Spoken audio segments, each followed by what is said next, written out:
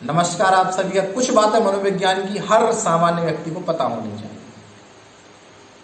मेरे चैनल पर आपको वो सारी बातें पता चलेंगी मनोविज्ञान की।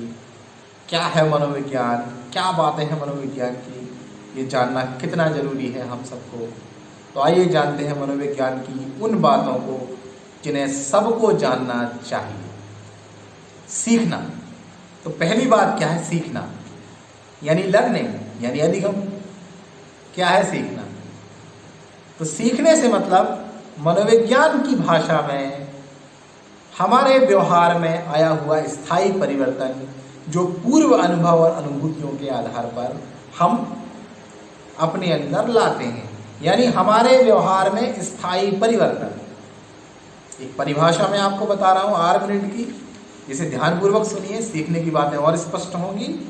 कि सीखने से तात्पर्य अपेक्षाकृत स्थायी परिवर्तन से है, जो अनुभवों के कारण व्यवहार में या मानसिक साहचर्यों में होता है।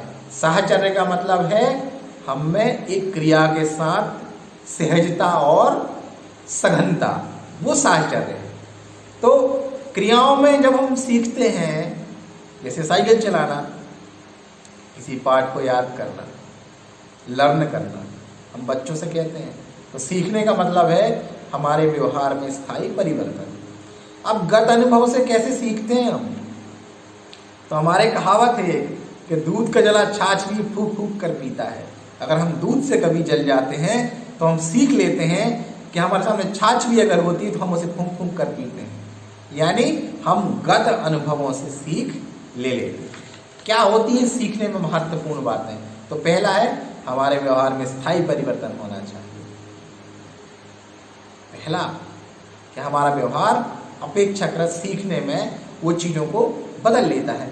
जैसे पहले हमारे व्यवहार में साइकिल चलाना नहीं था, लेकिन हमने प्रैक्टिस की, सीखा और अब हम साइकिल चलाने लगे, यानी हमारे उस ना सीखे हुए व्यवहार से हम सीखने हुए व्यवहार में एक स्थायी परिवर्तन के रूप में हम साइकिल सीखना जान लेते हैं। परिवर्तन होता है इसमें। जब हम सीख लेते हैं तो बदलाव आ जाता है। अभ्यास, पूर्व अनुभूतियों के आधार पर हम सीखते हैं। साइकिल चलाते समय हम बार बार पहले कैंची सीखते हैं, फिर हैंडल को पकड़ते हैं, फिर धीरे धीरे दौड़ाते हैं और फिर एक स्थिति आती है कि हम अपने अभ्यास को दुरुस्त कर लेते हैं और सीखने की प्रक्रिया पूरी हो जाती है। इसमें प्रेरणा या उद्देश्य का होना बहुत आवश्यक है सीखने के लिए।